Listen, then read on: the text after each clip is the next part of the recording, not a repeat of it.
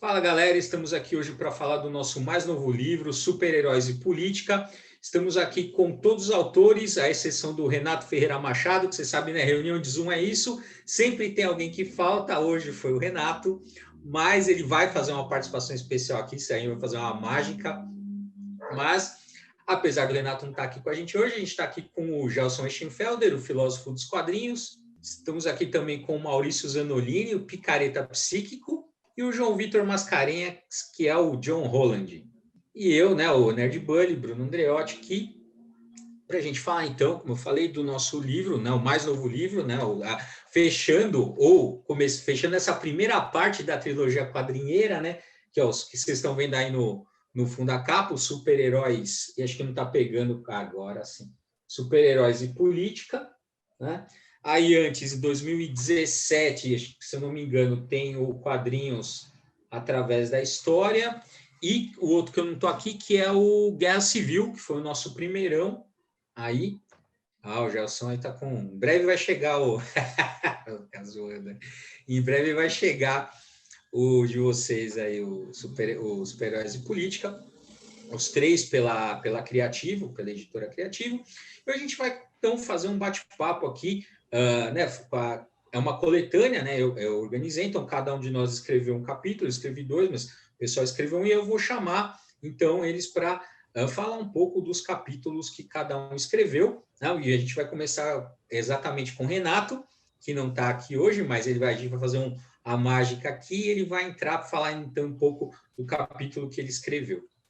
E aí, gurizada, eu tô aqui para falar sobre o capítulo que eu escrevi no novo livro dos quadrinheiros, super-heróis e política. Uma baita honra poder participar de mais uma obra dos quadrinheiros. É a primeira vez que eu escrevo um capítulo em um livro desses caras que admiro demais há muito tempo, que são parceiros de longa data em vários projetos, assim como também o Gelson Eichenfelder, que também tem o seu capítulo nessa obra dos quadrinheiros. Então, Super-Heróis e Política, eu escrevi um capítulo sobre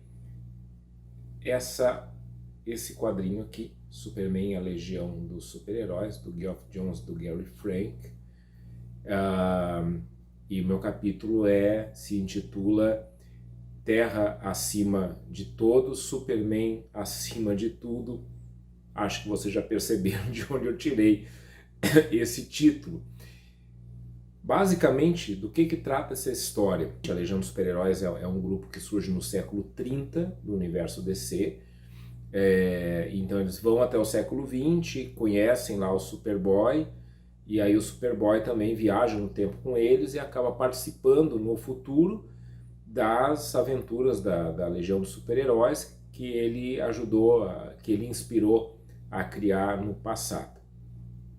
Aqui nessa aventura tem uma determinada situação onde o Superman é encontrado no século 20 pela Legião dos Super-Heróis, e aí ele vai até o século 30 porque tem algo muito sério acontecendo lá. Então ele chega no século 30 para ajudar os membros da Legião dos Super-Heróis, e quando ele vai intervir numa determinada situação lá, quando ele chega, ele se dá conta da pior maneira possível, que ele lá no século 30 ele está sem superpoderes. Então ele, no primeiro momento ele é ferido, e daí a Legião dos Super-Heróis recolhe ele e tal, e daí ele é informado do que aconteceu. E o que aconteceu, e foi isso que me levou a escrever sobre essa obra aqui, foi que lá no futuro toda a memória do Superman foi utilizada por um grupo de supostos super-heróis terráqueos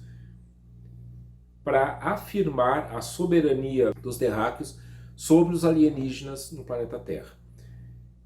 E como que esse grupo de supostos super-heróis fez isso? Distorcendo a narrativa sobre o Superman. Em primeiro lugar, afirmando que o Superman não era kryptoniano, mas era humano. E que ele era um humano que adquiriu superpoderes, ou que ganhou superpoderes, para expulsar os alienígenas da Terra, porque os alienígenas eram uma ameaça. A partir dessa narrativa construída sobre o Superman, esse grupo se estabelece como uma grande autoridade na Terra e começa toda uma política xenofóbica, expulsando todos os alienígenas, ou segregando, ou prendendo os alienígenas que vivem na Terra no século 30, e tornando a Terra uma soberania exclusiva dos seres humanos. A Terra para os terráqueos, né? Essa é a grande questão. E tudo isso, volto a dizer, é embasado numa narrativa sobre o Superman, onde o passado, a origem alienígena dele é apagada. Eles inventam lá que alguém criou em algum momento esse dado de que o Superman seria kryptoniano, mas que isso foi uma mentira para manipular a opinião pública, e que na verdade o Superman sempre foi terráqueo. Duas questões que para mim saltam aos olhos, e sobre isso que eu escrevo nesse capítulo. Primeiro, o Superman tomado como uma inspiração messiânica. A gente sabe que o personagem já foi criado um pouco com essas características lá na sua origem, em 1939,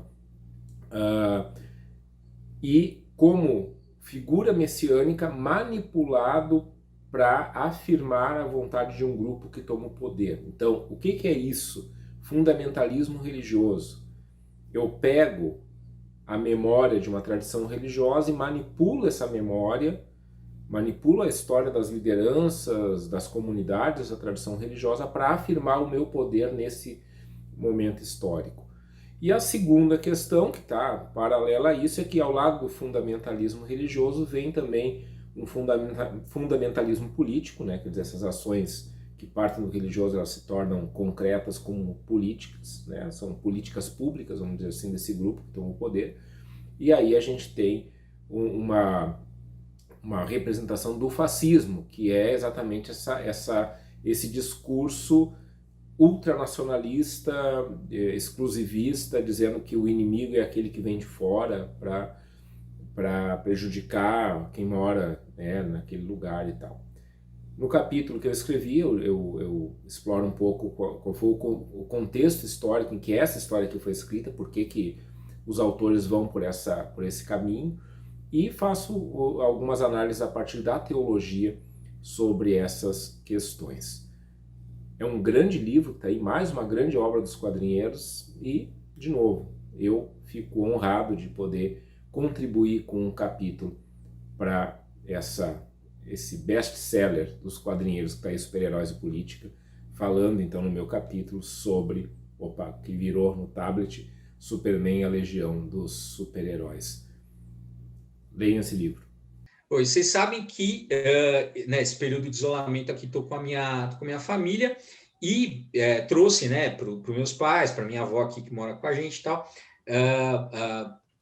mostrar, né, o livro para ela. E ela, tá indignada, quase que eu tenho que voltar para minha casa aqui hoje, porque ela ficou indignada, falando, como assim vocês comparam Jesus com Super-Homem? Isso não tá certo. Aí eu tentei explicar, falei, não, vó, mas tem a ver, na verdade é uma coisa, né, é legal, pô, são heróis solares. Não, isso não pode, não tá certo. Aí tem uma tia minha do interior que falou, eu quero o livro, tá? Minha mãe falou, não compra, porque a senhora porque a minha tia é muito carola, né? Falando, não compra, porque dessa coisa aí do Superman. Eu falei, pô, mas tem que falar com a galera comprar, não é assim. Mas apesar do paralelo de Jesus com o Superman, tem que ver que não é nada original, né? Não foram os quadrinheiros que inventaram a comparação, né? Mas apesar disso, tem outras. No livro não é só isso, tem muitas outras coisas. E aí eu vou chamar o Gelson, então, para contar um pouquinho do capítulo que ele escreveu. Então tá, galera, meu nome é Gelson, sou doutor e mestre em educação, graduado em filosofia, e é uma honra estar participando, né, nessa edição do Livro dos Quadrinheiros. Tenho as 2 primeiras edições, e o quanto adorei muito a leitura e poder fazer parte, né, dessa terceira edição, essa terceira impressão de livros, dá muita honra. Bom, eu vou trabalhar o tema sobre Watchmen, ética e política. Né? O Watchmen é um quadrinho para quem não conhece, bem famoso, escrito por Alan Moore, e traz um conceito político, né, a partir da década de 80 e uma ameaça, né, de uma terceira guerra mundial, e aí tem toda uma discussão a partir disso. Porém, né, existem muitas publicações a respeito e muito pouco falando sobre filosofia, sendo que muitas citações, né, diretas, né, de livros de filósofos estão inseridos dentro dessa obra.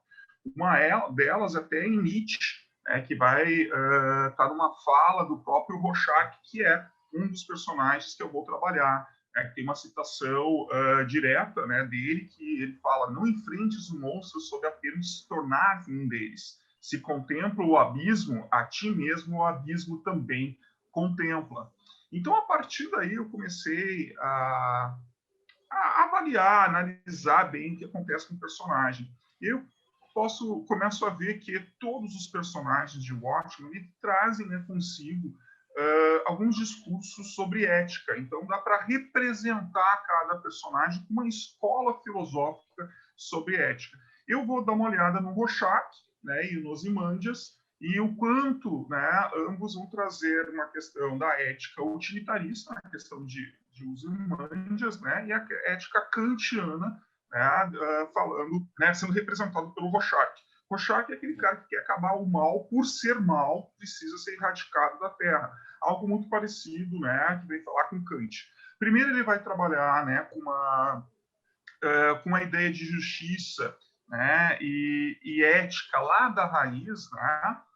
O próprio Aristóteles, né, vai trabalhar sobre aquela questão, né, do olho por olho, dente por dente, né, uma justiça sendo trabalhada em cima disso, porém, né, com o passar, Rorschach, que para mim é um dos principais personagens ali, vai estar tendo um grande discurso até descobrir uma grande manobra, né, que está na trama da história. E ele não quer saber, né, mesmo que essa história possa salvar milhões de vidas, essa história é baseada em cima de um fato não verídico, uma mentira. E ele não aceita isso, né? Assim como Kant, né? Diz assim que nada pode ser sustentado, né, por fatos irreais, por fatos que não têm a verdade como base. E o Rorschach, mesmo sabendo que vai falecer, né, ele vai, né, e tenta sair para contar a verdade também, que ele deixa, né, alguns depoimentos, né, num diário e entrega. Então, ele vai trazer uma grande representação. Eu não vou me aprofundar aqui, porque você tem que ler o livro, tá? Dessa questão de representação kantiana, né, da ética, né, sobre aquilo que é verdade, aquilo que é justo.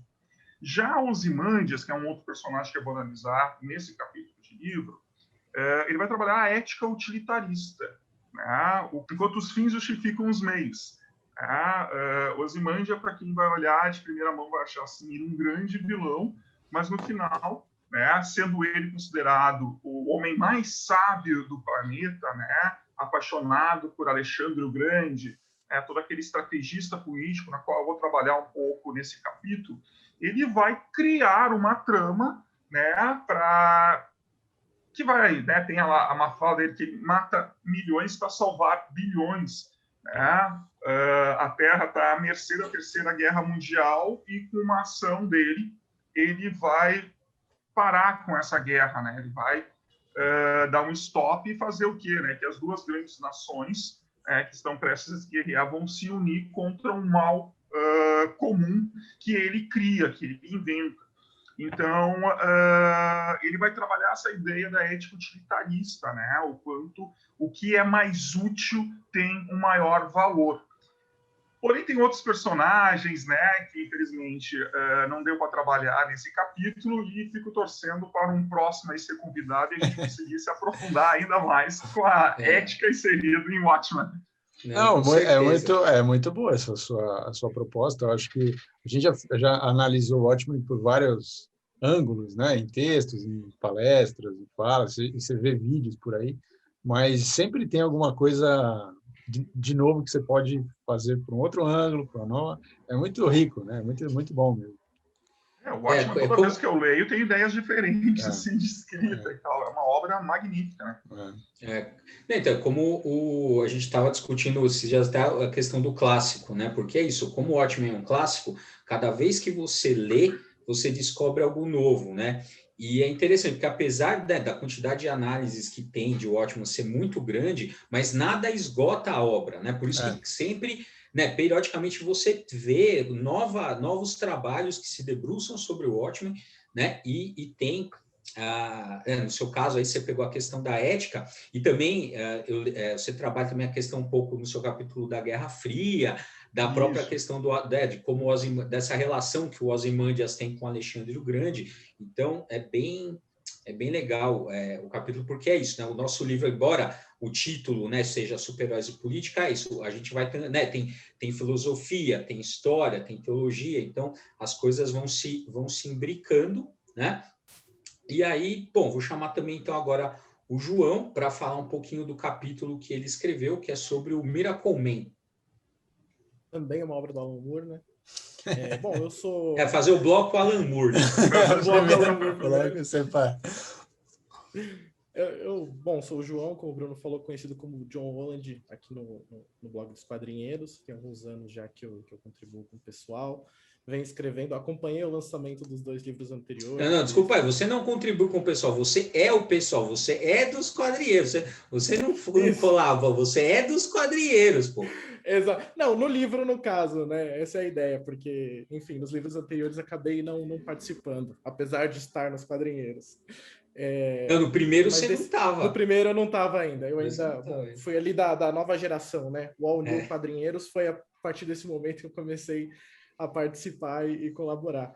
Mas, enfim, nesse caso eu colaborei. Eu escolhi o Miracle Man, eu abordo a obra sobre uma visão que é muito intrínseca à própria biografia do autor, à própria biografia do Alan Moore, a juventude dele, porque observando a vida do autor, você vê que ele sempre tem uma questão muito sensível com a ideia de realidade, com as ideias dele ter rompido a lógica da vida da qual estabeleceram para ele, né? Uma lógica ali de seguir uma vida de estudos padrão, e ele arruma, a partir disso, algum trabalho. E ele sente que, em algum momento da vida, ele teve uma ruptura, né? Seja por via da literatura, das histórias em quadrinhos na juventude, que abriram a cabeça dele a novas ideias, a essas coisas. E o Alan Moore também, ele vai, enfim, entrar muito nesse tema. Seja também, além disso, ele fala também da questão das drogas na vida dele. Enfim, ele vai misturar tudo isso. E o Miracle Man, por ser uma das primeiras obras dele, né, ali que mais fizeram barulho, não é uma das primeiras exatamente, mas uma das primeiras que definitivamente fizeram barulho, em que o Alan Moore se apresenta como esse autor que vai trazer essa via filosófica, política para os quadrinhos, ali ainda no início dos anos 80, né, quando ele ainda era um autor bastante desconhecido. E você consegue perceber nessa obra que diretamente vai impactar essa questão. Ele vai trazer todo esse susto que ele levou com a vida, com essa descoberta de novas ideias, de pensamentos, as noções políticas das quais ele desenvolveu, porque, por exemplo, na biografia dele, ele cita que passou uma vida de muita necessidade, etc., e ele percebeu, a partir disso também, que a realidade dele não é a mesma que das outras pessoas que ele estudava, etc., e, enfim, ele vai sempre entrar nessa questão. E o Miracle Man inteiro, que é dividido em 3 livros, ele dá essa impressão que é toda essa descoberta, né? O primeiro arco em que o personagem vai novamente se descobrir como Miracle Man, que eram sonhos na cabeça dele ainda. No segundo arco, ele vai descobrir literalmente que ele vivia em uma realidade simulada, em que tudo era perfeito, eram aquelas histórias dos anos 50. Então, ele vai sempre quebrando essas camadas de realidade. E para falar um pouco sobre isso, achei interessante trazer algumas ideias em que o Paulo Freire apresenta dentro do campo da educação, né, sobre a realidade das pessoas, sobre essa alienação da qual se tem na questão até mesmo da educação, do estudo, em que aquilo não faz parte diretamente da realidade da pessoa e não faz tanto sentido para ela. Então, é uma coisa muito intrínseca. E você chega no terceiro arco de Miracle Man, por exemplo, e o personagem vai ter a ruptura definitiva com essa né, essa ideia de realidade da qual ele foi inserido originalmente. Ele vai meio que aceitar essa condição de uma nova vida, de uma nova visão do mundo, de uma nova ideia, e vai, inclusive, ser muito pragmático nas suas visões políticas, né? Ali dentro do final de Miracle Man. Então, é mais ou menos isso, né? Para ter detalhes também, leia o livro, mas é mais ou menos nesse sentido. É bem legal que você pega o teu viés condutor no capítulo, é a questão da consciência, como que o Miracle Man, né, o personagem principal, ele passa por um processo de tomada de consciência, né, nos 3 arcos. Esse é o fio condutor ali que você encontrou. E é uma tomada de consciência eminentemente política, né, como você estava colocando. Não, eu acho que é muito interessante também, João, essa coisa de que você introduz essa coisa do Paulo Freire, quer dizer, para falar da questão da educação, porque também tem a ver com a sua história, né? De você fazer uma crítica à educação que você teve lá na educação do ensino médio e tal, e descobrir um mundo novo através dos quadrinhos, né? Então, também, quer dizer, tem paralelos entre a sua história e a história do Alan Moore, e aí é interessante você ver quer dizer, também é uma coisa que te motivou a escrever esse tema. E é o primeiro texto que você está publicando, hein, João? Pô, meu, sim. É legal pra caramba. Fala aí. Não. É sensacional, assim. Surge muito por uma de identificação, como você falou. Sem dúvida. O primeiro texto publicado e é um excelente texto. Quando você tem mesmo, João? 22? 23. 23. 23 anos, o cara escreve um capítulo. É muito bom, muito bom. Muito bom. Mas, bom, então agora a gente encerra esse bloco Alan Moore. Bloco Alan Moore. E aí queria que o Maurício, então, comentar. Agora a gente vai... a gente foi um pouco para a Marvel, né? O Miracle Man, hoje a propriedade do Miracle Man está com a Marvel, né? A gente volta um pouquinho aqui para DC, para o Maurício, então, falar do capítulo dele. Tem a ver com aquela minissérie da DC, chama Decisões. Eu não li na época. Quando veio a proposta de fazer o livro, eu fui fazer uma pesquisa sobre coisas que poderiam ser trabalhadas, né? E aí eu vi essa série, eu comprei, até achei no Mercado Livre da vida, comprei, li, que saiu em português, saiu aqui no Brasil. E assim, é incrível o negócio, porque eles fizeram esse quadrinho para ser uma coisa para ser lançada na época exatamente no mês em que ia ter a eleição do Obama, a primeira eleição do Obama, e no fim eles atrasaram, saiu depois e tal, mas a história na verdade já estava escrita provavelmente, e ela está debatendo as vertentes que tem dentro dos 2 partidos nos Estados Unidos, quer dizer, tanto a vertente moderada quanto a mais radical dos democratas, quanto a moderada e mais radical dos republicanos. Tem um candidato de cada vertente ali disputando as primárias, né? Ainda não está decidido quem vão ser os candidatos que vão disputar a eleição de fato.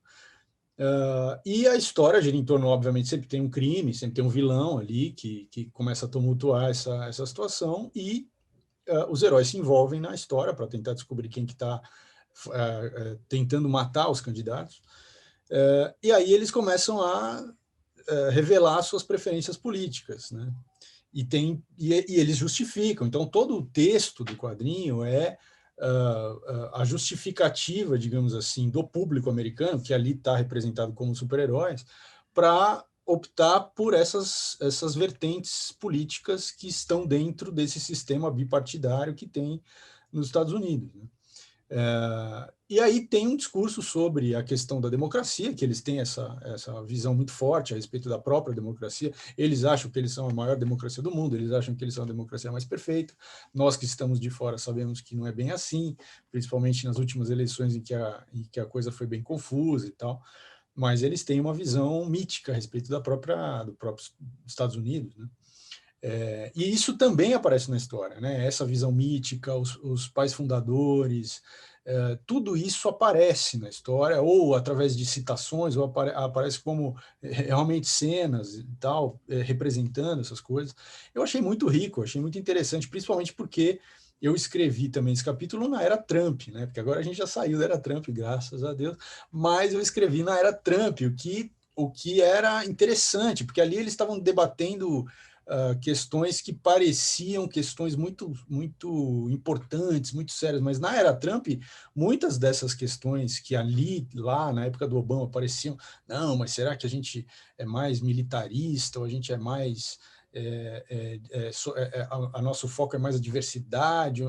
Na era Trump, assim, é isso, né? É aquilo que eu e o Bruno já criamos uma teoria a respeito, quer dizer, você tem o Daniel San e você tem o Johnny Lawrence. Aquela polarização lá. A hora que aparece o Chris, os dois caras falam, meu Deus, vamos se juntar aqui, porque a gente achou que a gente era polarizado, mas realmente dá para ficar bem pior. Então, não tem, enquanto tiver um Chris, não tem polarização. Então é isso, a gente está vivendo no Brasil um pouco isso também, né? Então eu achei interessante trazer esse quadrinho e realmente falar bastante sobre.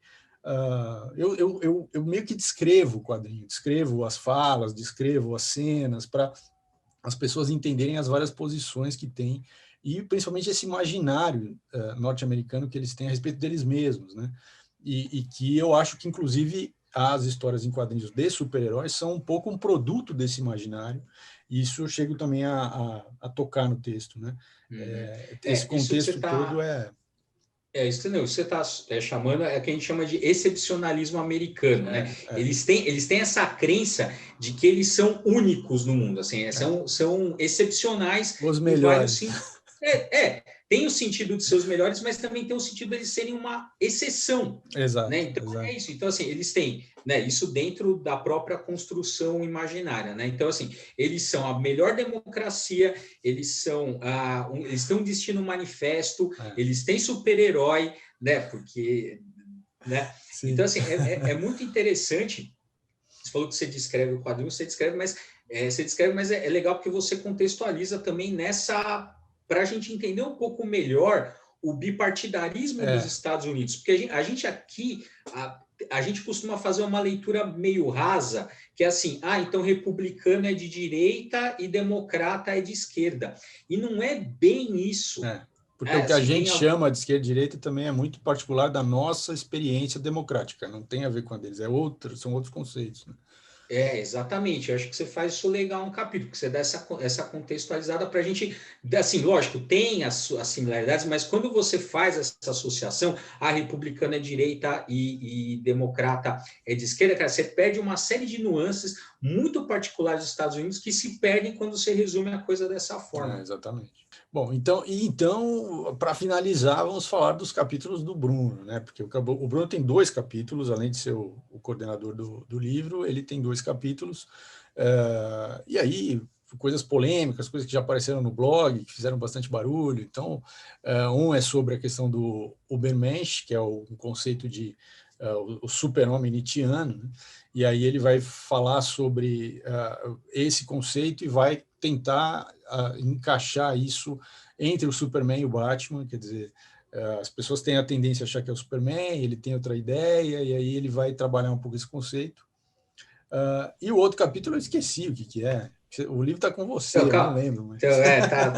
Então eu vou, já que você começou por esse, eu começo falando e já emendo o outro, que é o seguinte, realmente assim, porque principalmente aqui, né? Bom, o conceito de Ubermensch, ele foi traduzido inicialmente como super-homem, né? Superman, das primeiras traduções, e só pelo fato dessa tradução, automaticamente você já associava o Superman nietzschiano com o Superman, o personagem. Tanto é que no primeiro episódio do Smallville, não sei se vocês lembram, na hora que ele tropeça, né? Ele vai se aproximar da Lana, ele tropeça, e aí ela pega, né, por conta tropeça por conta do colar de criptonita que ela usa, mas ela pega, ele está lendo Nietzsche, né?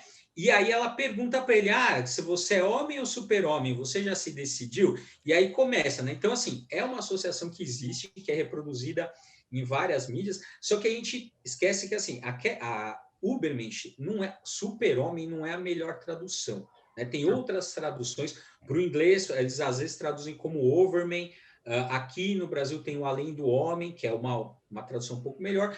Então, eu vou trabalhar isso nessa questão de ver se realmente o Superman, o personagem, ele é, de fato, o conceito nietzschiano, né? Ou se esse conceito seria melhor aplicado ao Batman, né? E aí é isso que eu pretendo fazer nesse capítulo, fazendo essas associações, assim, quem que é o verdadeiro Ubermensch, né? Quem que está mais próximo, né? Porque o conceito nenhum mas assim, qual que está mais próximo do Ubermensch? Será que é o Superman, por uma questão de nome e tal, ou será que é o Batman? Né? Então aí o capítulo gira em torno dessas coisas. O outro tem a ver com o meu doutorado, né? Que é a relação entre super-heroísmo e fascismo. E aí eu vou fazendo, né, as análises, pegando. É uma crítica muito antiga já, desde a década de 40, você fica praticamente assim, início do gênero da superaventura, início dos super-heróis, você já tem críticas dizendo, olha, super-herói é fascista. Né? E aí eu faço uma história dessa crítica e vou mostrando assim as convergências e divergências que isso tem, assim, as proximidades ou não, né, desse tipo de personagem, desse gênero, né, com as ideias fascistas. Então, essa é a ideia do capítulo. Bom, bacana você trazer essa discussão, principalmente essa questão nietzschiana, né, do Überschamen, que muitas vezes trazem isso para as histórias em quadrinhos, mas o quanto também é difícil de entender a palavra em alemão, porque essa palavra não existe uma tradução. É uma palavra única, né, criada pelo próprio Nietzsche, né, quer dizer, aquele homem que está sobre a lei, sobre a todos, né, e ele vem fazer uma grande discussão sobre isso. Eu vou ficar aqui resumindo de uma única forma. E levar isso para as histórias em quadrinhos é uma coisa bem interessante, porque tanto para fazer essa dualidade, né, dessa discussão entre Superman e Batman, quem verdadeiramente seria esse representante ou se aproximaria, mas aqui estava pensando que dá para fazer várias outras discussões a partir disso também, até pensar qual super-herói, tanto da Marvel, DC, possam chegar próximo a isso, né? Próximo a esse conceito nietzschiano que tem aqui. Já comecei a pensar em outros da Marvel também, que chegariam próximo a esse conceito. Acho que assim, se a gente fosse pensar, né, acho que o surfista prateado, ele tem umas reflexões muito interessantes, né? É que eu não sou grande conhecedor do surfista, filosóficas, né? Existenciais, né? Ele é um essencialista, ele vai trazer muitas reflexões do próprio Sartre, né? Vai trazer ali tantos outros filósofos. O quanto dá para discutir, bom, é o meu campo, né? O quanto eu pesquisei bastante a respeito e ainda gostaria de pesquisar mais, o quanto tem muitas obras, tanto da Marvel como da DC, que dá para fazer grandes discussões no campo da filosofia, né? A gente já trouxe alguns modelos, né? Quer dizer, alguns personagens, alguns conceitos que dá para discutir, mas existe algo gigantesco. E ainda mais falando de política, nossa, fica maior ainda. Não, sem dúvida. E é um pouco a proposta do livro, né? Falei, embora o título seja Super-Heróis Política, então, assim, o que liga, né? Tem sempre uma preocupação de fundo político em todos os capítulos, mas não se esgota, né? Porque o político, ele vai para o histórico, para o filosófico, para o teológico, né? Então, é legal essas diferentes perspectivas de autores também. Tem os quadrinheiros, tem o Gelson, né? Tem o Renato, que o Gelson fala, é uma honra colaborar, uma honra nossa também ter você e ter o Renato, né, colaborando com a gente. Nós somos grandes fãs do trabalho de vocês ali, e é muito legal para a gente agora, né, tá ali com o nome, né, junto com vocês ali, né, nesse terceiro livro do... eu botei o Overman aqui, ó, o Overman. Claro! Esse Overman aí ninguém lembrou. Verdade. Então, mas aí vai ter, para a gente, quando tiver o volume 2, Super-Heróis e Política no Brasil... aí vai ter o Overman. Esse só depois de 2022, acho que vai sair. Ou não, né? A gente já lança no que vem, que é para fazer. Para pegar o hype. Para te no dar fim do segundo semestre, assim, pá. Mas aí tem que falar para o pessoal, assim, que para sair o volume 2 tem que esgotar o volume 1, né? A gente precisa fazer caixa por favor, para né? poder lançar esse segundo volume. Né? Então, por favor. Isso aí. Bom, então vai estar aí no link, né, na descrição para vocês. O site é venda exclusiva lá no site da Criativo, tá? Então tá aí o link para vocês adquirirem. os super-heróis e política. Bom, e acho que deu para, né, assim, deu para conhecer o livro no geral, né, e você tomar sua decisão consciente, falar, não, esse livro eu vou comprar. Não, e não é porque é minha mãe, né? Mas ela estava lendo e ela falou assim: nossa, tá muito. Você falou, é o melhor que você já escreveu. Eu falei, porque a galera que escreve lá comigo é muito boa. Muito bom, muito bom. Muito bom. Mas tem uma faixa etária, né? Quer dizer, até a faixa etária da mãe vai, da avó é melhor não. Então, é isso, eu acho que tem um limite. Daria muito dor de cabeça. Mas o que pegou ali na minha avó foi a questão de Jesus, cara. Não podia, cara. Essa que foi. Eu entendo sua avó. Faz sentido o contexto. Agora imagina pegar ela, Superman, Jesus e Nietzsche. Daí. Nossa. Deixa para a próxima encarnação. Né? Daqui umas 4 gerações a gente pensa nisso. É isso aí. Bom, galera, então é isso. Vamos ficando por aqui e até o nosso próximo vídeo aí para mais. Valeu.